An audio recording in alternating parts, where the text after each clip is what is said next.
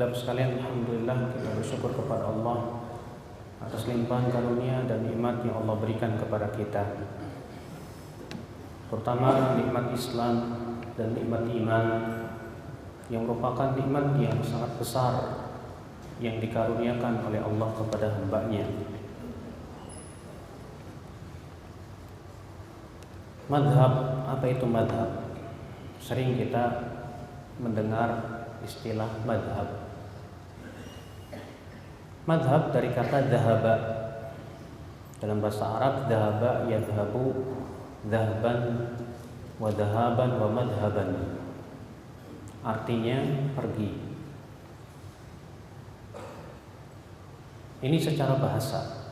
Adapun secara istilah, madhab artinya ara'ur rajul mujtihadatuhu wastimbatatuhu. Itu pendapat-pendapat seseorang, ijtihad dan istimbatnya di dalam memahami nas-nas Al-Quran dan hadis, ya, terutama masalah-masalah fiqhiyah, far'iyah. Di mana hakikat madhab seseorang artinya apa yang ia pahami dari Al-Quran dan hadis Nabi SAW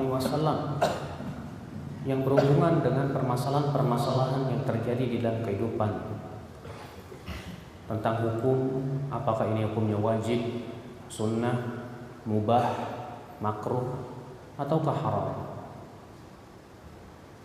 Jadi itulah madhab ya akhwat Islam, a'azakumullah. Di dunia Islam ini dikenal dengan 4 madhab yang sangat terkenal sekali. Yang pertama yaitu madhab Al-Imam Abu Hanifah rahimahullah. Yang kedua yaitu madhab Al-Imam Malik bin Anas rahimahullah. Yang ketiga yaitu madhab Al-Imam Muhammad bin Idris Asy-Syafi'i rahimahullah. Dan yang terakhir itu madhab Al-Imam Ahmad bin Hanbal rahimahullah.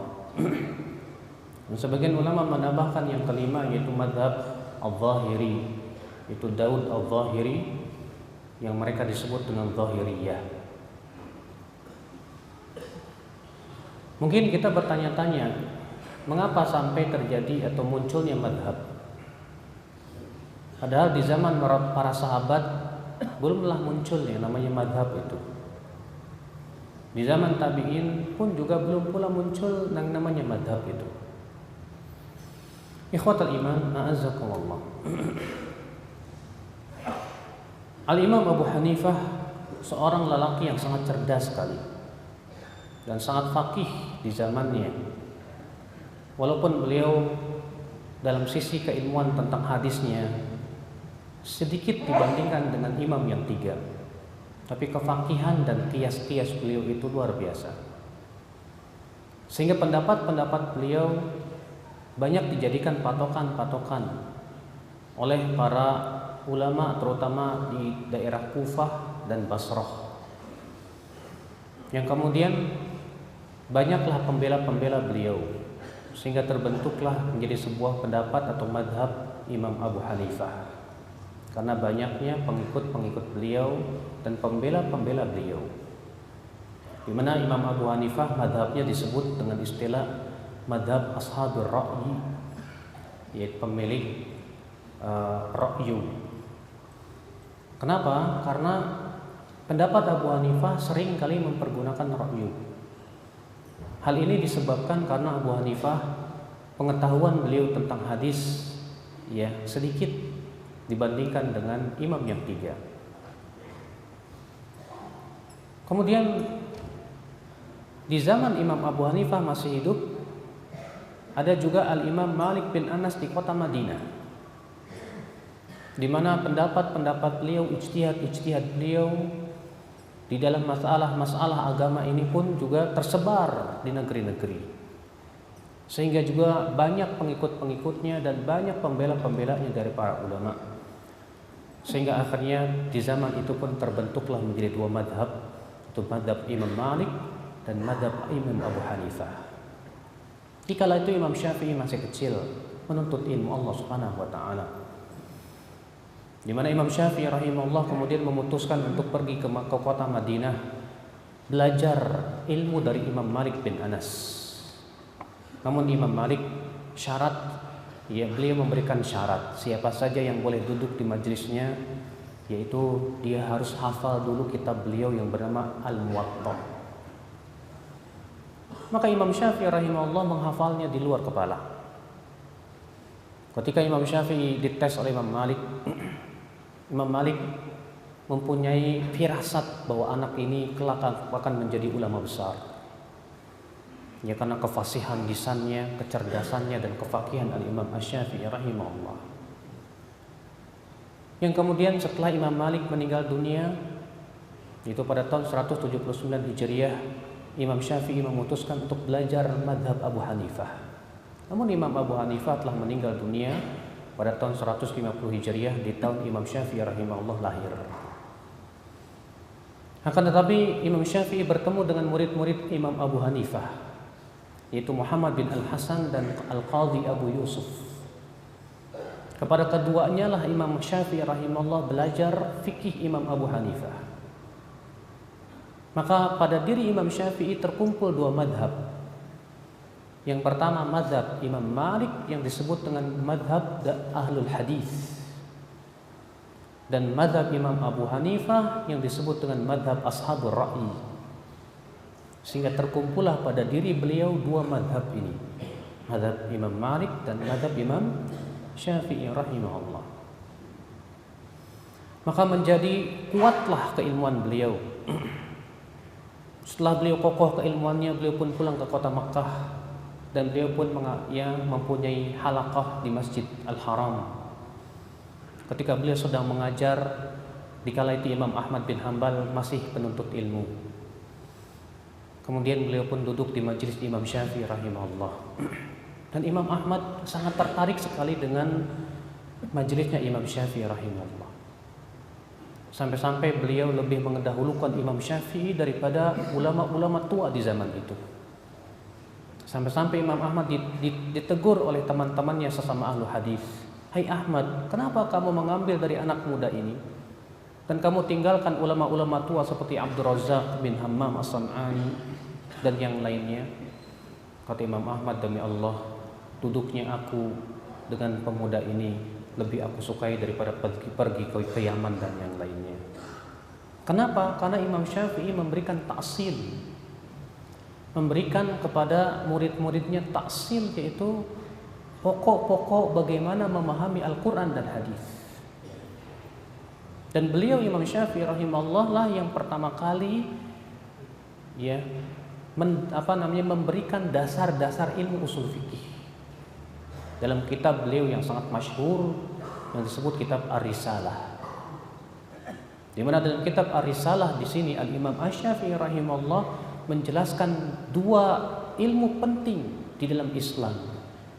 Yang pertama yaitu ilmu usul fikih, dan yang kedua itu ilmu hadis. Maka Imam Ahmad pun duduklah bersama di majelisnya Imam Syafi'i. Dan Imam Ahmad berkata, laula Syafi'i ma arafna fiqhal hadis. Kalau bukan karena Imam Syafi'i, kami tidak akan mengetahui bagaimana memahami hadis Nabi sallallahu alaihi wasallam.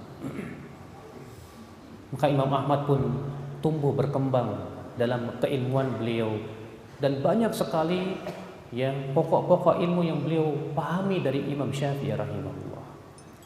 Tapi subhanallah, Imam Syafi'i pun juga mengambil faidah dari Imam Ahmad bin Hanbal. Kenapa? Karena Imam Ahmad bin Hanbal di zaman itu seorang yang terkenal hafal ratusan ribu hadis. Bahkan pengakuan Imam Ahmad, beliau mengatakan hafidtu alfa hadis. Saya hafal 1000 kali 1000 hadis. 1000 kali 1000 berapa, Pak? 1000 kali 1000 1.000.000. Saya hafal 1.000.000 hadis, kata Imam Ahmad bin Hanbal. Dan itu diakui oleh Imam Syafi'i. Di mana Imam Syafi'i rahimahullah berkata kepada Imam Ahmad bin Hanbal, ya Ahmad, anta a'lam minni bil hadis. Hai Ahmad, kamu lebih tahu dariku tentang hadis. Fa idza kana al haditsu sahihan, kalau ada hadis yang sahih, fa akhbirni, tolong kabarkan saya. Kufiyan kana au hijaziyan au basriyan au misriyan. Baik itu orang Kufah, orang Mesir, orang Hijaz selama perawinya thiqah, tolong kabarkan saya, kata Imam Syafi'i rahimahullah. Ikhwatul Islam, azakumullah. Ternyata Imam Syafi'i pun mengambil faidah dari Imam Ahmad tentang hadis. Sedangkan Imam Ahmad mengambil faidah dari Imam Syafi'i tentang fikih. Setelah Imam Syafi'i meninggal dunia, Imam Ahmad pun kemudian tinggal di kota Baghdad. Dan di situ beliau mengajar dan menyebarkan pendapat-pendapatnya. Sehingga banyak pula pembela-pembela Imam Ahmad bin Hanbal.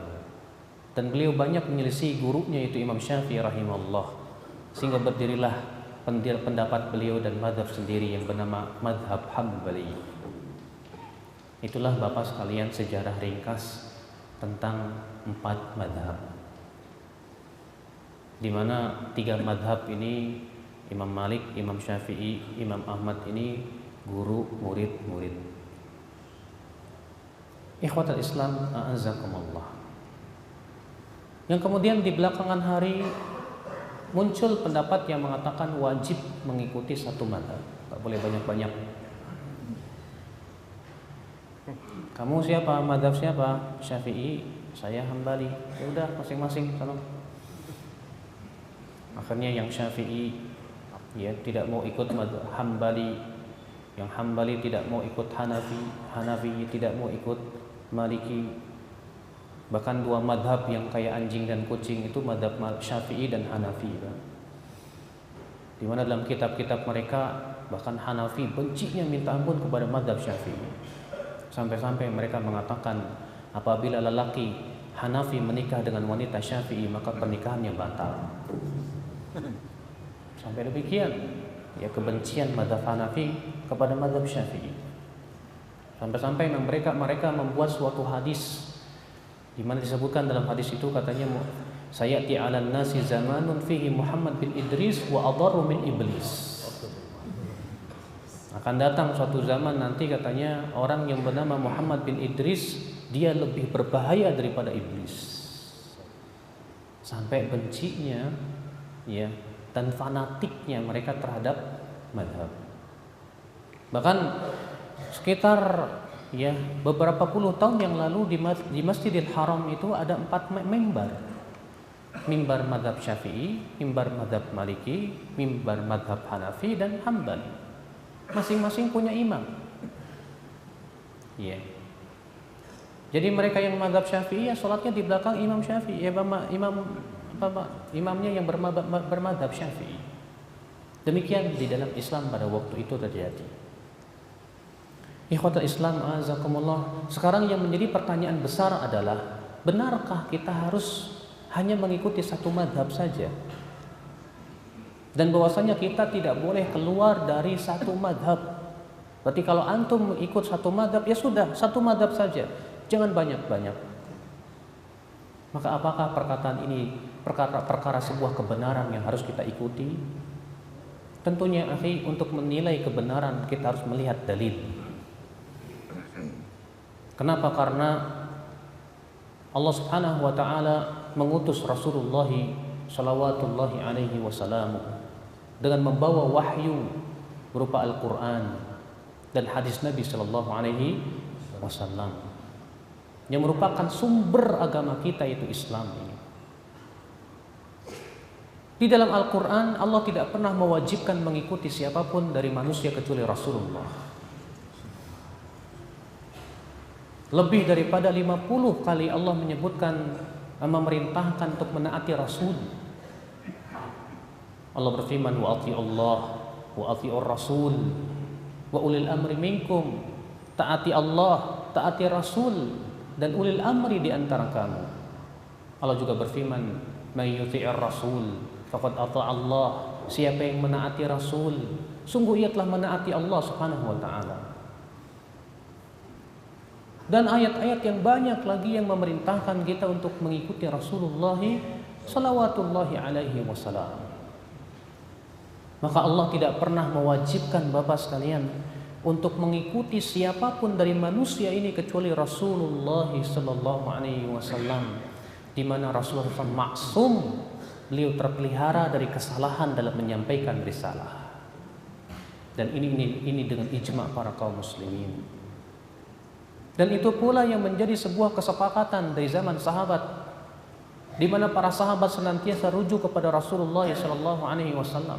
Mereka tidak pernah menjadikan Abu Bakar sebagai rujukan pendapat apabila Abu Bakar bertabrakan dengan Al-Quran dan hadis Nabi SAW. Pernahkah kita mendengar di zaman para sahabat muncul madhab Abu Bakar? Pernahkah kita mendengar di zaman para sahabat muncul madhab namanya madhab Umariyah, ataupun madhab Uthman, madhab Ali? Semua sahabat sepakat untuk kembali kepada Allah dan Rasulnya. Ini dia Ibnu Abbas radhiyallahu anhuma wa ardhah. Ketika beliau sedang menyampaikan di majelis taklimnya tentang masalah yang berhubungan dengan haji tamattu, di mana Ibnu Abbas lebih mengedepankan haji tamattu dibandingkan dengan haji-haji yang lain. Dan beliau berhujjah dengan hujjah, di antaranya dalil-dalil Rasulullah SAW. Beliau menyesal, di mana waktu itu beliau menyesal kenapa beliau hajinya haji qiran, dan beliau ingin sekali hajinya haji tamattu, di mana Rasulullah mengatakan law istaqbaltu min amri mastadbartu. Ya, aku menyesal, kata Rasulullah, kalau bukan karena aku membawa hewan hadyu ini, aku akan jadikan umroh saja. Dan Rasulullah SAW pun memerintahkan para sahabat yang tidak membawa hewan hadyu, bagi mereka yang mempunyai niat haji ifrad, untuk merubah menjadi umroh. Dan itu perintah dari Rasulullah SAW. Kemudian tiba-tiba salah satu jamaah yang ada di majlisnya Imam Ibnu Abbas, ya, ada yang berkata, wahai Ibnu Abbas, akan tetapi Abu Bakar dan Umar lebih memilih dan lebih mengutamakan haji ifrad. Apa kata Ibnu Abbas? Yushik an tanzila alaikum hijaratun minas sama, aqulu lakum qala Rasulullah wa taquluna qala Abu Bakrin wa Umar. Hampir-hampir turun kepada kalian batu dari langit, aku sampaikan kepada kalian sabda Rasulullah, lalu kalian melawannya dengan perkataan Abu Bakar dan Umar. Subhanallah, Ibnu Abbas radhiyallahu anhu ardhah, ya, ketika menyampaikan hadis-hadis kemudian ada orang menentangnya dengan perkataan Abu Bakar dan Umar, Ibnu Abbas mengatakan hampir-hampir Allah turunkan batu kepada kalian dari langit. Abdullah bin Umar pun demikian sependapat dengan Ibnu Abbas dalam masalah haji tamattu. Ketika ditegur kepada Abdullah bin Umar, hai Ibnu Umar, bapakmu Umar tidak sependapat dengan bapakmu. Umar lebih mengedepankan haji ifrad. Apa kata Ibnu Umar? Ya, aabi ahaku an yuttaba am Rasulullah. Apakah ayahku lebih berhak untuk diikuti atau Rasulullah?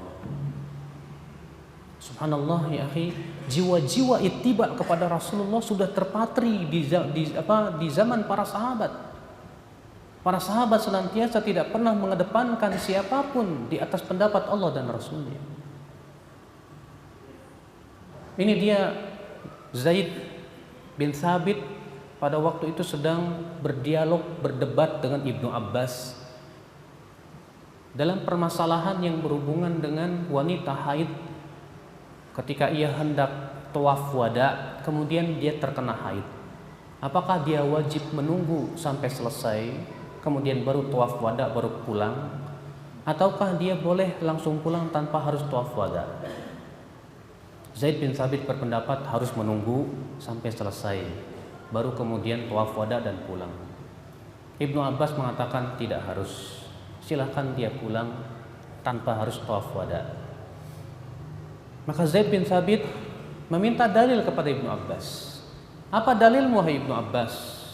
Kata Ibnu Abbas, silahkan tanya kepada istri-istri Nabi SAW. Sungguh aku pernah bertanya kepada mereka. Maka Zaid pun pergilah kepada Aisyah. Ditanyanya kepada Aisyah, ternyata Aisyah membawakan hujah dan dalil dari Rasulullah SAW. Kemudian setelah itu Zaid pun datang kepada Ibnu Abbas dan tersenyum dan berkata, "Shadaqta ya Ibnu Abbas, kamu benar hai Ibnu Abbas." Demikian ya akhwat Islam, a'azakumullah. Para sahabat subhanallah selalu merujuk kepada dalil. Ibnu Abbas pernah berpendapat bahwa nikah mut'ah boleh, tidak mengapa. Tapi kemudian ditegur oleh Ali bin Abi Thalib. Lalu Ali berkata kepada Ibnu Abbas, innaka mru'un ta'ih, kamu ini telah tersesat jalan. Apa kamu tidak tahu Rasulullah SAW telah mengharamkan nikah mut'ah sampai hari kiamat, ya Ibnu Abbas? Mendengar itu Ibnu Abbas pun rujuk dan kembali kepada pendapat ya Ali bin Abi Thalib akan haramnya nikah mut'ah. Demikian ya akhwan Islam, para sahabat tidak pernah ya fanatik kepada pendapat seorang pun dari sahabat. Fanatik mereka hanya kepada siapa? Rasulullah sallallahu alaihi wasallam. Di zaman tabi'in pun demikian.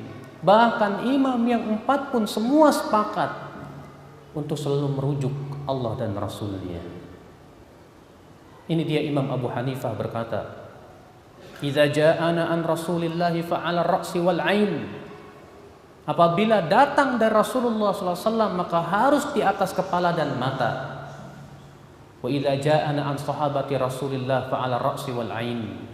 Apabila datang itu dari para sahabat maka di atas kepala dan mata juga. Wa idza ja'ana an ghairihim fanahnu rijal wa hum rijal. Tapi kalau itu datang dari selain mereka, kita lelaki, mereka juga lelaki. Imam Malik, Imam Darul Hijrah, beliau berkata apa? Kata Imam Malik, beliau berkata, kata Imam Malik, kullun yu'khadu wa yutraku qawluhu ila Rasulullah sallallahu alaihi wasallam. Setiap orang boleh diambil perkataannya dan boleh dibuang perkataannya kecuali Rasulullah sallallahu alaihi wasallam. Imam Syafi'i, apalagi Imam Syafi'i, Pak. Imam Syafi'i waktu hidupnya itu dikenal sebagai nasirul hadis, pembela hadis. Ya. Dan ucapan-ucapan beliau yang melarang murid-muridnya untuk taklid dan membeu kepada beliau masyhur. Beliau berkata di antaranya, ajma'al muslimun fi riwayatin ajma'al ulama ala annahu man istabanat lahu sunnatur rasul sallallahu alaihi wasallam lam yakun an yada'aha liqauli ahadin. Para ulama telah bersepakat semuanya, kaum muslimin telah bersepakat semuanya bahwa siapa saja yang telah sampai kepadanya sunnah Rasul, yaitu hadis Rasul sallallahu alaihi wasallam, maka tidak boleh ia tinggalkan hadis itu hanya karena mengikuti pendapat seseorang. Imam Syafi'i menukil ijma. Beliau mengatakan siapa yang sudah sampai kepadanya hadis, tidak boleh ia tinggalkan hadis hanya karena mengikuti pendapat seseorang. Subhanallah. Imam Syafi'i juga berkata, idza sahhal haditsu fahuwa madhhabi. Apabila telah sahih suatu hadis, maka itulah pendapatku. Dan itu juga diriwayatkan dari Imam Abu Hanifah rahimahullah, di mana beliau berkata, idza sahhal haditsu fahuwa madhhabi. Apabila hadis telah sahih, maka itulah pendapatku. Bahkan Imam Baihaqi dalam kitab Manaqib meriwayatkan dengan sanadnya kepada ya Ibnu Sa'ad, di mana ya Ibnu Asad, Sa'ad Ibnu Asad ini murid daripada Imam Syafi'i rahimahullah. Ibnu Asad berkata kepada Imam Syafi'i rahimahullah, wahai Imam Syafi'i, bagaimana pendapatmu tentang hadis ru'yatullah? Bagaimana pendapatmu tentang hadis bahwa nanti pada hari kiamat kaum mukminin akan melihat Allah? Apa kata Imam Syafi'i? Ya Ibn Asad, iqdi ilayya haitu aw mittu anna kulla hadithin sahha fa inni aqulu bih wa illam yablughni. Wahai Ibn Asad, tolong nisbatkan kepada saya bahwa apabila ada hadis yang sahih, maka itu adalah pendapat saya walaupun hadis itu belum sampai kepada saya. Subhanallah. Imam Syafi'i mengatakan apa?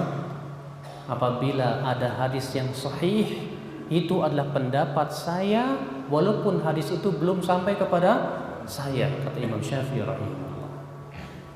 Dalam riwayat yang lain Imam Syafi'i berkata, "Idza wajadtum fi kitabi hadza ma yukhalifu qala ar-rasul fal qawlu ma qalahu ar-rasul fala tuqalliduni," kata beliau. Apabila kalian menemukan dalam kitab saya ini pendapat saya yang bertabrakan dengan sabda Rasulullah, yang harus kalian utamakan, yang harus kalian ambil adalah pendapat Rasulullah sallallahu alaihi wasallam. Kalian jangan membeo kepadaku. Dalam riwayat yang lain, "Fadribu qaulil haid," buang jauh-jauh pendapatku. Masya Allah, Imam Syafi'i rahimahullah mengajarkan kepada muridnya, kalau pendapatku bertabrakan dengan hadis, yang harus diambil mana, Pak? Ambil hadis, kata Imam Syafi'i. Buang jauh-jauh pendapatku, kata Imam Syafi'i rahimahullah. Bahkan suatu ketika Imam Syafi'i di majelis taklimnya, beliau membawakan dalil tentang masalah diyat al-aqilah. Lalu rupanya ada salah seorang muridnya, kalau tidak salah bernama Ishaq bin Rahawayh atau Rahuyah, berkata kepada Imam Syafi'i, "Ya Syafi'i, ataqulu bih? Apakah engkau berpendapat dengan hadis tersebut?" Maka Imam Syafi'i marah sekali, Pak. Sampai-sampai beliau berkata, "Atarani ala alayya zunnar? Atarani annani akhruj min kanisah?" Apa kamu lihat saya berpakaian pendeta? Apakah kamu lihat saya ini baru keluar dari gereja, sehingga kalau sampai kepada saya hadis, saya tidak berpendapat dengan hadis? Subhanallah. Imam Syafi'i rahimahullah, semoga Allah merahmati beliau. Imam Ahmad bin Hanbal pun juga sepakat dengan imam yang tiga tadi. Imam Ahmad berkata, "La tuqalliduni wa la tuqallidu Malikan walal Auza'i walal Thawri walal Laits walakin khudh min haitsu akhadhu." Kamu jangan membeo kepada saya, jangan membeo kepada Imam Malik, Imam Auza'i, Imam Laits, tapi ambillah dari mana mereka mengambil. Ambil maksudnya dari Al-Quran dan hadis Nabi Sallallahu Alaihi Wasallam. Ini ucapan imam yang empat, Pak. Semua sepakat bahwasanya kita tidak boleh menjadikan seorang pun selain Rasulullah SAW sebagai sumber rujukan kita. Sumber rujukan kita hanya Allah dan Rasulnya Sallallahu Alaihi Wasallam.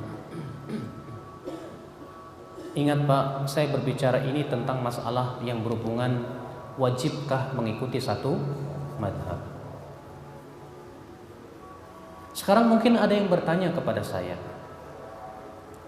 tapi buktinya banyak ulama yang menisbatkan diri kepada salah satu madhab. Imam Nawawi Asy-Syafi'i, Imam Al-Hafidh Ibnu Hajar Asy-Syafi'i, Al-Imam Ibnu Abdul Bar Al-Maliki. Ya. Demikian pula para ulama lain menisbatkan diri kepada satu madhab. Imam At-Tahawi Al-Hanafi.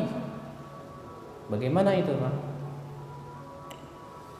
Dijawab oleh para ulama, mereka menisbatkan diri kepada madhab karena mereka lebih condong kepada dan merojihkan usul pokok-pokok madhab tertentu.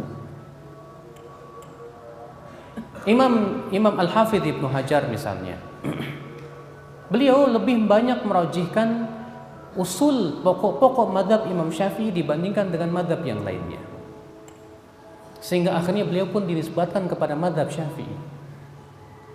Imam Nawawi rahimahullah juga demikian. Tapi, Pak, yang perlu kita garis bawahi di sini, ternyata para ulama-ulama yang menisbatkan diri kepada madhab tertentu itu sering kali juga menyelisihi pendapat madhabnya sendiri.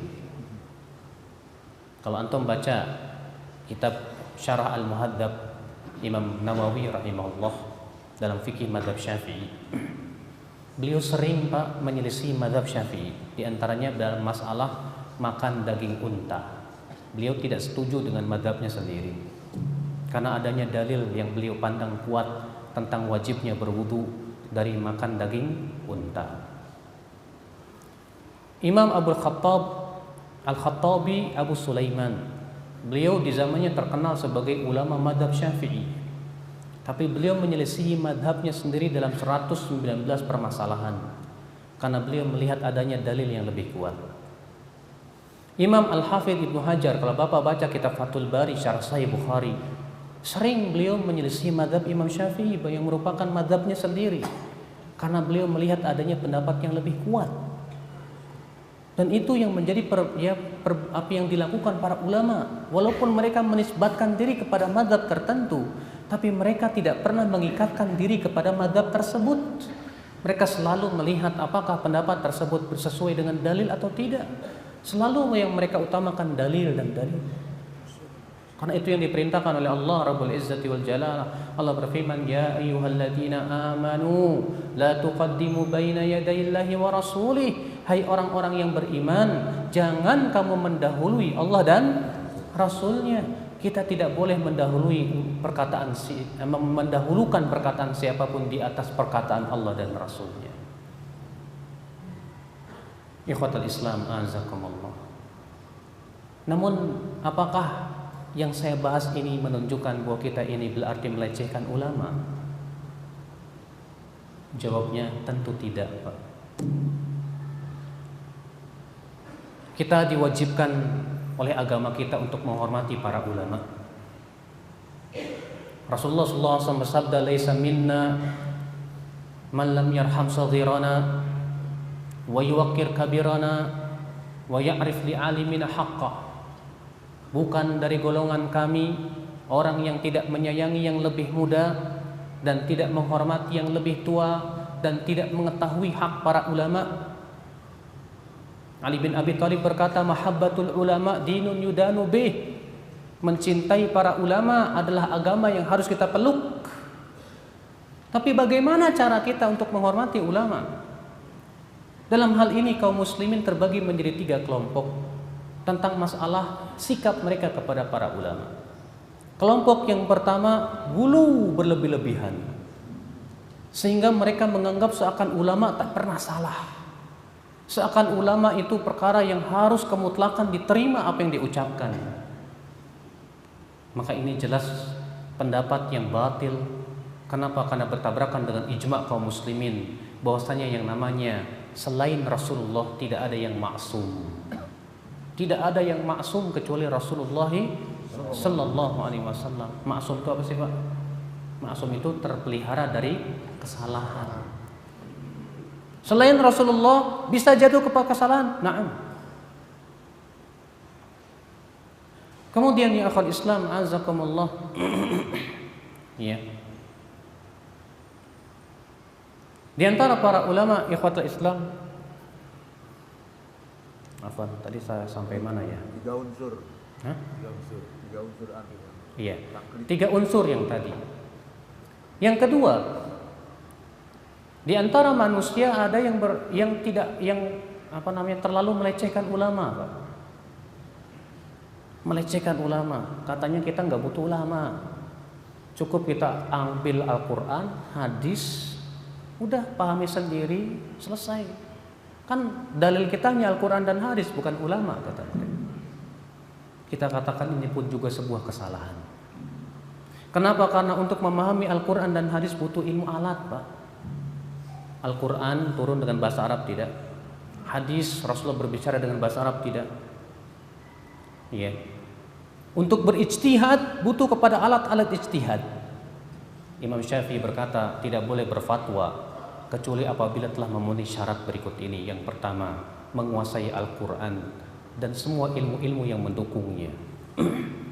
Untuk memahami Al-Quran berarti kita harus menguasai ilmu asbab nuzul, menguasai ilmu nasikh mansukh, menguasai muhkam mutasyabih, menguasai apakah ini ayat madani atau makki, menguasai juga yang berhubungan dengan ilmu bayan, menguasai berbagai macam ilmu pendukung untuk memahami Al-Quranul Karim. Yang kedua, kata Imam Syafi'i, dia menguasai hadis dan dia bisa membedakan yang sahih dan yang dhaif. Untuk memahami hadis Nabi SAW pun tidak sembarangan, Pak. Dia harus tahu apakah hadis ini dihapus tidak atau sudah belum dihapus. Apakah hadis ini bersifat umum atau bersifat khusus? Apakah mutlak atau muqayyad? Di sana ada ilmunya yang tersendiri yang disebut dengan ilmu usul fikih. Nggak bisa antum bawa ambil hadis, oh begini, tanpa melihat hadis yang lainnya. Sudah begitu belum tentu hadis yang sampai kepada kita sahih.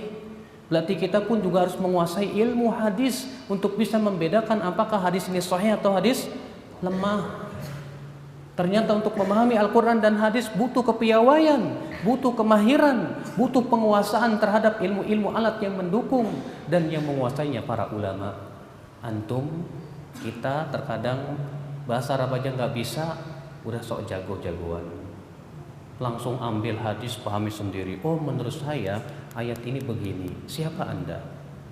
Anda ahli tafsir yang sudah menguasai ilmu-ilmu untuk menafsirkan Al-Quran? La ilaha illallah.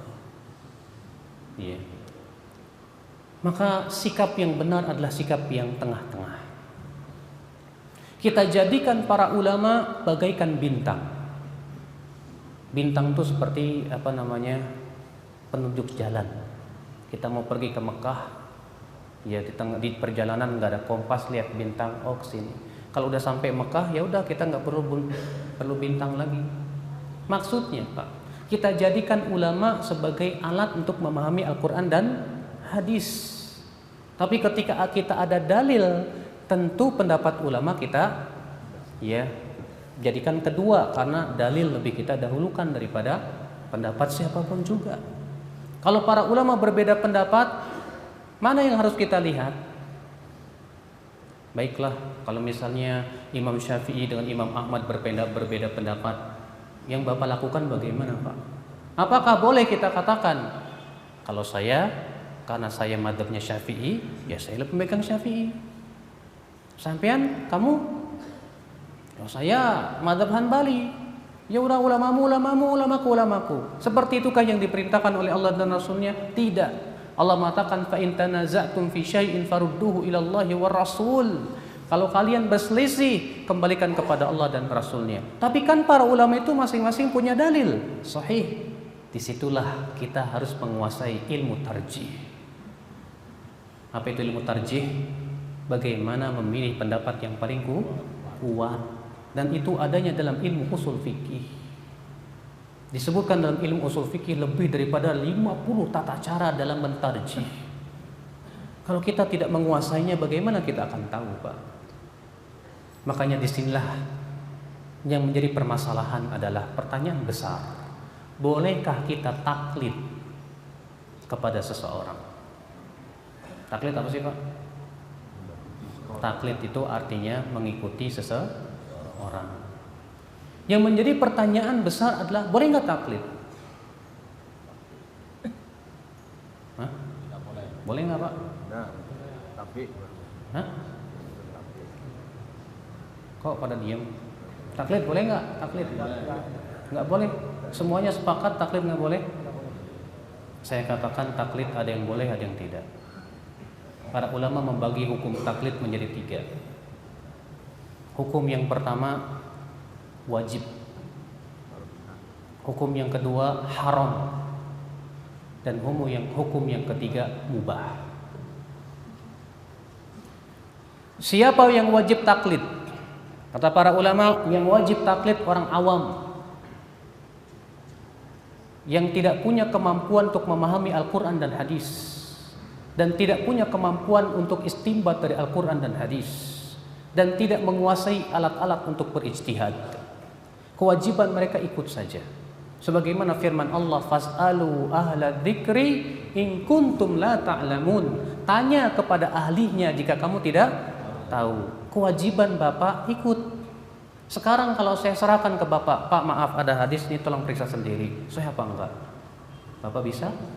Sementara Bapak tidak pernah belajar ilmu hadis, disuruh meriksa sendiri hadis ini sahih apa enggak.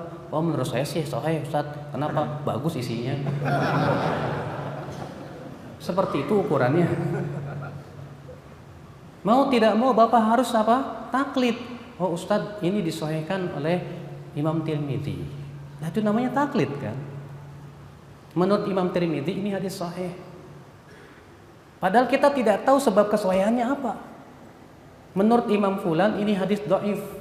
Kita pun tidak tahu apa sebab kedhaifannya. Itulah namanya taklid, Pak. Bapak terkadang dalam suatu permasalahan Bapak tidak tahu jawabannya apa. Datang ke Ustadz, saya ada permasalahan penting, saya minta jawabannya. Ya. Saya kemarin berbuat seperti ini, hukumnya apa? Haram apa halal? Kata ustadznya, boleh. Alhamdulillah, selesai. Itu namanya taklid. Orang awam tidak diperkenankan untuk langsung istinbat dari Al-Quran dan hadis. Ambil Al-Quran, ambil hadis, ijtihad sendiri, fahami sendiri. Bagaimana dia berijtihad sementara ilmu alatnya tidak kuasai? Maka Imam Adz-Dzahabi berkata, fa kaifa yatiru walamma yurayish? Bagaimana burung akan terbang sementara bulunya saja belum tumbuh? Bagaimana engkau akan naik ke atap sementara tidak ada tangganya? Tidak mungkin, Pak. Maka orang awam diwajibkan oleh para ulama, kamu ikut saja para ulama. Yang menanggung dosa kamu para ulama. Kalau ulamanya salah, kamu ditanggung dosanya oleh ulama. Kewajiban awam hanya bertanya saja. Iya, Syekh, fulan, ustadz, saya mau tanya, boleh apa tidak? Ustadznya ngomong boleh. Ternyata ustadznya berkata tanpa ilmu. Dia yang nanggung dosanya.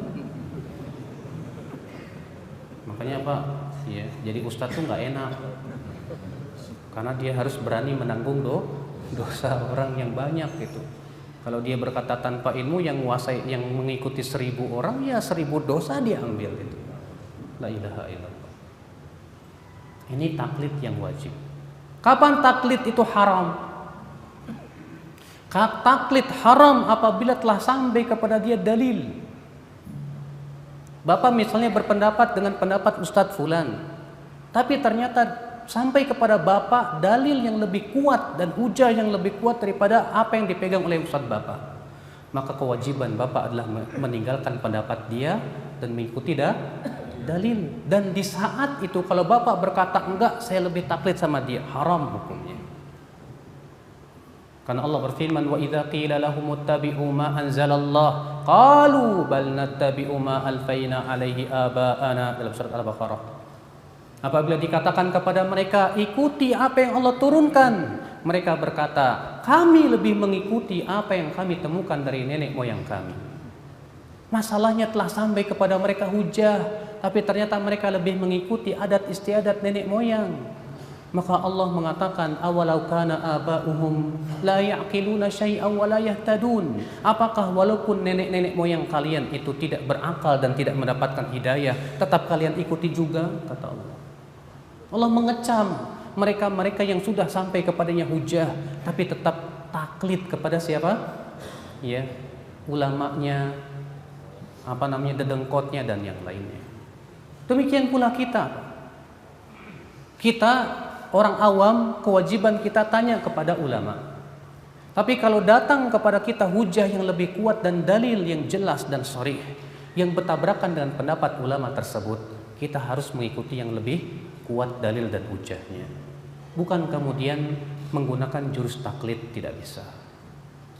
Apalagi kalau sudah nyata-nyata pendapat yang kita ikuti itu jelas salah, maka kita wajib meninggalkan pendapat itu dan mengikuti pendapat yang berdasarkan hujah tersebut, Bapak sekalian. Ikhwatul Islam, azakumullah. Sekarang menjadi permasalahan, Pak, yang pernah saya bahas di sini. Yaitu kalau terjadi perselisihan ulama, sikap kita bagaimana? Apakah kira-kira kita ini ngambil yang enak-enak aja?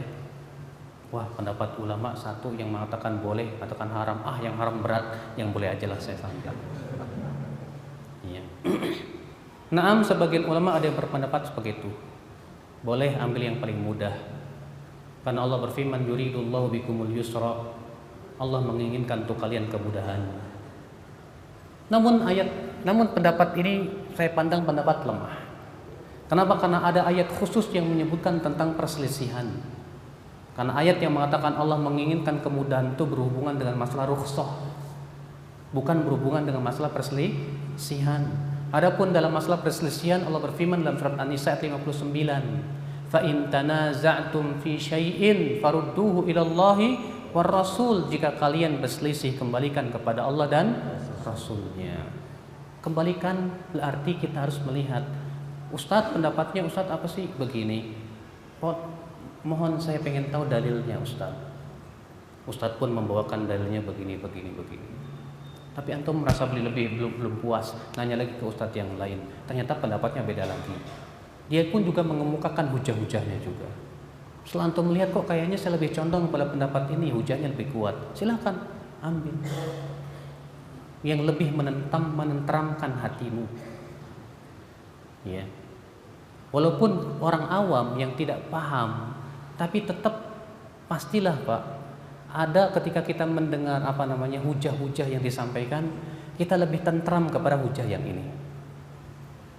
Sebagaimana disebutkan dalam hadis Nabi SAW, bahwa datang seorang sahabat yang bernama Nawas bin Sam'an bertanya kepada Rasulullah. Lalu Rasulullah sabda, ya tas'jita tas'alu anil bir, kamu datang ke sini untuk bertanya tentang kebaikan kan? Betul ya Rasulullah. Kata Rasulullah, istafti qalbak, coba kamu minta fatwa kepada hatimu. Fa innal bir matma'annat ilahin nafs watma'anna ilahil qalb, karena kebaikan itu tandanya hatimu tentram, jiwamu juga tenang. Wal ithmu ma haqa fi sadr wa taraddada fil qalb wa in aftaka an-nas wa aftauk. Sedangkan dosa itu tandanya hatimu menjadi gelisah karenanya. Maka pada waktu itu diperkenankan Bapak dan ibu-ibu sekalian, ikhwatal Islam. Nah sekarang pertanyaannya lagi, kalau terjadi perselisihan para ulama, sikap kita bagaimana? Apakah saling mengingkari? Ketahuilah Pak, bahwasannya tidak setiap pendapat ulama bisa kita hormati dan tidak setiap pendapat ulama bisa kita ingkari. Kata para ulama, perselisihan para ulama ada dua macam. Macam pertama, perselisihan yang kita harus saling toleransi, saling menghormati. Kita hormati dia. Kapan? Kalau memang masing-masing punya dalil yang sahih dan tata cara pemahamannya pun sesuai dengan kaidah-kaidah syariat. Ini saya pernah bahas di sini Pak, sekitar berapa tahun yang lalu saya lupa, 2 tahun mungkin yang lalu. Di mana ikhwatul Islam saya berikan contoh pada waktu itu berhubungan dengan masalah membaca Al-Fatihah di belakang imam. Hukumnya apa? Wajib atau tidak? Madzhab Syafi'i mengatakan apa? Wajib. Makmum wajib baca Al-Fatihah. Madzhab Imam Ahmad, madzhab Imam Abu Hanifah mengatakan tidak boleh baca sama sekali, baik sir maupun jahar. Sedangkan Imam Ahmad tengah-tengah, beliau mengatakan kalau imamnya jahar diam, kalau sir baca. Masing-masing punya hujah, punya. Imam Syafi'i dalilnya apa? Hadis, keumuman hadis. La salata liman lam yaqra bi Fatihatil kitab. Tidak sah salat bagi mereka yang tidak baca Al-Fatihah. Kata Imam Syafi'i, hadis ini umum, baik makmum maupun imam. Berarti tidak sah membaca Al-Fatihah. Ya, tidak sah salat kecuali bagi mereka yang membaca Al-Fatihah. Kemudian Imam Abu Hanifah dalilnya apa? Bacaan makmum ditanggung oleh imam. Selama itu bacaan makmum ditanggung oleh imam, berarti dalam sholat jahriyah maupun sirriyah tetap tidak boleh baca. Kan sudah ditanggung. Sementara Imam Ahmad mengkompromikan dua pendapat.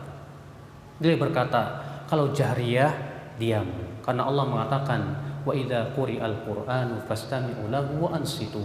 Apabila dibacakan Al-Qur'an, dengarkan dan diam. Dan dalam hadis Rasul sabda wa idza qara'a fa ansitu. Apabila imam membaca, diamlah kalian. Adapun kalau sirriyah, baca. Dalilnya hadis Imam Syafi'i tadi. La salata liman lam yaqra' bi Fatihatil kitab. Masing-masing punya hujah dan dalil. Ya. Maka pada waktu itu kita hanya sebatas mengambil yang rajih, yang kuat, tanpa kita menyalahkan yang lain atau menyesatkan yang lain. Silahkan beramal sesuai dengan yang dipandang apa? Kuat. Fadhal. Kalau saya lebih condong kepada mazhab Syafi'i, fadhal. Saya lebih condong kepada mazhab Imam Ahmad bin Hanbal karena kekuatan dalilnya, fadhal. Selama yang kita jadi patokan dalil, bukan selera. Ya. Namun Pak, Dalam saat tertentu perbedaan terjadinya pendapat para ulama, kita tidak bisa toleransi. Kapan? Yang pertama kata para ulama, apabila pendapat tersebut bertabrakan dengan dengan ijma. Kalau pendapat tersebut bertabrakan dengan apa? Ijma. Kenapa? Karena ijma itu wajib diambil. Dan Allah mengancam orang yang menyelisih ijma dengan api neraka. Allah berfirman dalam surat An-Nisa, "Wa may yushaqiqir rasul min ba'di ma tabayyana lahul huda wa yattabi' ghayra sabilil mu'minin nuwallihi ma tawalla wa nuslihi jahannam wa sa'at masira." Siapa yang menyelisihi rasul setelah jelas kepadanya petunjuk dan mengikuti jalan selain kaum mukminin, kata Imam Syafi'i, maksudnya mengikuti selain ijma mereka, maka kami akan biarkan ia leluasa di dalam kesesatannya itu, dan kami akan bakar ia dengan api neraka, dan itu seburuk-buruknya tempat kembali. Tapi Pak, ijma itu pun juga ada dua macam. Ada ijma qat'i yang sudah pasti bahwa itu memang terjadi ijma, ini yang tidak boleh diselisihi. Dan ada ijma dhanni yang masih diduga bahwa itu ijma. Karena tidak setiap ulama yang mengatakan ini ijma terjadi ijma. Saya berikan contoh. Imam Nawawi mengatakan telah terjadi ijma bahwasannya wajibnya mengeluarkan zakat dalam urudut tijarah, barang-barang dagangan. Ternyata setelah dikoreksi oleh para ulama tidak ada ijma, masih terjadi perselisihan di zaman dahulu. Sebagian ulama berpendapat tidak ada zakat dalam masa urudut tijarah, dan ini pendapat Ibnu Hazm. Sebagian ulama seperti Imam Nawawi tersebut mengatakan demikian. Imam Nawawi juga pernah mengatakan boleh mengamalkan hadis lemah menurut ijma para ulama. Ternyata dikritik oleh para ulama setelahnya bahwa klaim ijma ini salah, karena dalam hal ini tidak ada ijma, terjadi perselisihan para ulama. Imam Bukhari dan Muslim mengatakan mengamalkan hadis lemah tidak boleh sama sekali, dan itu yang dipilih oleh Abu Bakar Ibn Arabi. Ikhwatul iman, azakumullah. Makanya disinilah kita pun juga untuk mengetahui ini ijma qat'i, ini ijma dhanni dari mana coba? Kalau bukan ngikutin para ulama. Kalau kita yang awam-awam kayak gini susah Pak, nggak tahu ilmunya. Ya, nggak tahu ilmunya. Ikhwatul Islam, azakumullah. Kedua, apabila pendapat tersebut bertabrakan dengan dalil yang sahih, sharih, bukan cuma sharih tapi juga tidak mansukh dan tidak bertabrakan dengan hadis lain yang lebih sahih. Sebuah contoh.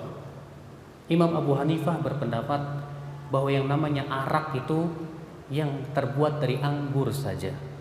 Selain anggur tidak disebut arak, walaupun memabukkan.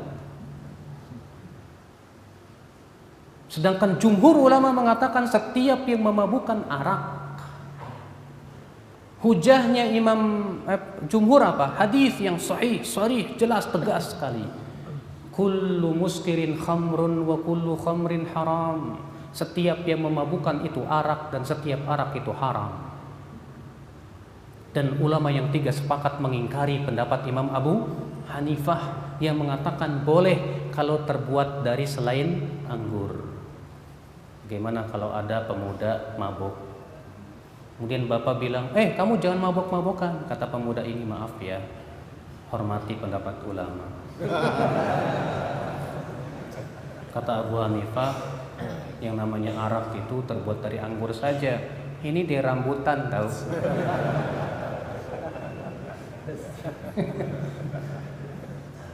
Kita katakan subhanallah, Imam Abu Hanifah telah salah dalam masalah ini. Karena bertabrakan dengan dalil yang sahih, jelas gamblang sudah, di mana Rasulullah mengatakan setiap yang memabukkan itu haram. Makanya saya merasa heran dengan orang yang mengatakan kita hormati pendapat setiap ulama. Maaf, yang seperti apa yang harus kita hormati? Kalau seperti hal seperti ini yang jelas-jelas bertabrakan dengan dalil, bukannya kita tidak menghormati Abu Hanifah, tapi kita tidak setuju dengan pendapat beliau. Adapun Imam Abu Hanifah mungkin saja dia dapat pahala satu. Karena Rasulullah mengatakan apabila hakim berijtihad kemudian salah, dia dapat satu pahala. Tapi antum yang ngikutinnya dan antum tahu itu salah, dosa buat antum. Ikhwatal iman, azakumullah. Demikian pula setiap pendapat, kata para ulama, yang hanya sebatas berdasarkan hawa nafsu dan tidak berdasarkan hujah dan dalil. Maka disinilah ya akal Islam, kita harus mendudukan perselisihan para ulama itu. Kita pun juga harus dewasa dalam menghadapi perselisihan para ulama. Ya, harus bisa membedakan dan memilah mana yang bisa kita ingkari dan mana yang tidak boleh kita ingkari. Pun juga dalam mengingkarinya pun kita harus mempunyai adab dan adab. Ya. Sebuah permasalahan yang ada di negeri kita, dalam masalah-masalah yang seperti perselisihan itu ternyata keras sekali. Masalah kunut subuh. Memang ya, kunut subuh terjadi perselisihan para ulama. Apakah itu disyariatkan atau tidak? Kunut subuh, ya, Imam Syafi'i berpendapat sunnah. Sementara imam yang 3 berpendapat tidak. Apa sih yang menjadi perselisihan mereka? Sebabnya kenapa, Pak? Gara-gara seorang perawi hadis, di mana Imam Syafi'i berhujah dengan hadis lam yazal Rasulullah SAW yaqnutu fi salatil fajri hatta faraqad dunya. Senantiasa Rasulullah SAW kunut subuh sampai meninggal dunia. Imam Syafi'i mensahihkan hadis itu karena di dalam sanadnya ada seorang perawi yang bernama Abu Ja'far Ar-Razi, namanya Isa bin Mahan.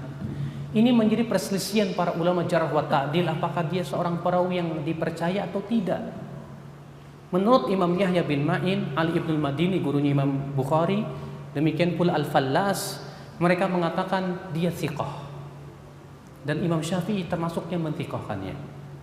Sedangkan Abu Zur'ah, Imam Ahmad, Imam Bukhari dan banyak ulama lain mendoifkan dari sisi hafalannya. Dan itu yang dirojihkan Ibnu Hajar dan Imam Ad-Dhahabi, di mana Ibnu Hajar mengatakan Abu Ja'far Ar-Razi sadukun sayyi'ul hifadz. Dia saduk tapi buruk hafalannya sehingga lemah. Dasar inilah yang menjadi perselisihan para ulama sebabnya. Masing-masing melihat kepada yang ia pandang kuat. Walaupun tentunya kita harus dudukan sesuai dengan kaidah-kaidah syariah dalam masalah ilmu jarh wa ta'dil, ada kaidah-kaidahnya tertentunya yang harus kita pahami dan kuasai. Namun saya tidak setuju dengan pendapat yang mengatakan, kamu yang kunut subuh kamu ahli bid'ah. Jangan. Ya, karena ini masalah ijtihad. Hatta jumhur ketika mereka berpendapat bagaimana kalau kita sholat di belakang Imam Syafi'i, Imam Ahmad mengatakan adapun saya ikut kunut kalau saya bermakmum di belakang Imam Syafi'i. Dan itu yang dipilih oleh Syekhul Islam dan Syekh Utsaimin rahimahullah di zaman ini. Walaupun Abu Hanifah mengatakan itu bid'ah. Ya, tapi ini masalah yang masih diperselisihkan, yang harus kita dewasa dalam menghadapinya ya akhi. Ya. Masalah-masalah ijtihadiyah kata para ulama yang lebih baik kita tidak saling mengingkari. Ya. Ikhwatal iman, a'azzakumullah. Mudah-mudahan yang saya sampaikan pada pagi hari ini bermanfaat. Yang jelas Pak, kewajiban kita semua adalah terus menuntut ilmu. Kenapa sih Pak ketika terjadi perselisihan Bapak bingung? Saya ini bingung kok terjadi perselisihan begini. Ini nggak, mana yang nggak boleh, ini ada yang boleh. Yang benar yang mana? Nah kan bingung. Bapak bingung. Kenapa Bapak bingung? Kalau Bapak nggak tahu jalan, Bapak mau pergi ke Tulamben, nggak tahu jalan, tahu dihadapkan pada apa? Persimpangan jalan. Lalu yang mana ya? Yang ini apa yang itu? Nanya ke dua-duanya jawabannya berbeda. Tambah bingung Bapak. Tapi kalau Bapak tahu, sudah paham, nggak perlu orang mau ngomong apa, saya udah tahu. Kok jalannya lewat sini? Kenapa Bapak bingung? Jawabnya karena Bapak tidak tahu. Yang kedua, Bapak tidak pernah berusaha untuk tahu. Karena banyak di antara kita, ketika kita tidak tahu dan bingung, dibiarkan mengambang begitu. Dan tidak ada usaha untuk mencari mana yang paling kuat dari kedua pendapat. Kewajiban kita adalah ketika kita bingung, hilangkan kebingungan dengan ilmu. Cari dalilnya di setiap pendapat. Itu yang harus kita kuasai. Adapun kemudian ketika kita bingung kita enggak menuntut ilmu, sudah gitu mencetuskan ide. Udahlah, jangan merasa benar sendiri. Saya katakan Pak, ini ide konyol Pak. Kalau Bapak berkata kepada saya, Ustadz jangan merasa benar sendiri, saya akan katakan kepada Bapak, Bapak ngomong gitu ngerasa benar nggak? Nah, Bapak ngomong gitu ngerasa benar nggak? Oh iya, merasa benar kan? Ya sudah, merasa benar tuh fitrah manusia Pak. Fir'aun saja ngerasa benar kok. Allah berfirman dalam surat apa? Ghafir. Qala fir'aunu ma urikum illa ma ara wa ma ahdikum illa sabilar rasyad. Berkata Fir'aun, aku tidak memandang untuk kalian kecuali yang aku pandang baik. Dan aku tidak membimbing kalian kecuali kepada jalan kebenaran. Yang ngomong siapa? Fir'aun. Fir'aun merasa dirinya sesat nggak Pak? Nggak ada. Maka kalau orang berkata, kamu jangan merasa paling benar sendiri, saya katakan di dunia tidak ada yang mengatakan merasa paling sesat sendiri. Jadi gimana dong? Ayo selesaikan semuanya dengan dalil dan hujah. Ayo kita menuntut ilmu. Jangan dibiarkan mengambang seperti itu. Perselisihan di dunia Islam terlalu banyak Pak. Kalau kita sikapi semuanya dengan hanya sebatas seperti itu tidak akan pernah selesai. Al-Quran ada, hadis ada, ilmu-ilmu sudah ada, alhamdulillah. Kewajiban kita terus pelajari supaya kita matang dalam apa? Keilmuan kita, sehingga kita bisa menilai dengan kaidah-kaidah syariat yang telah ditetapkan oleh para ulama. Apakah ini memang kita pendapat yang hak atau tidak? Allahu a'lam. Mudah-mudahan apa yang saya sampaikan bermanfaat. Mohon maaf bila ada kata-kata yang tak berkenan di hati.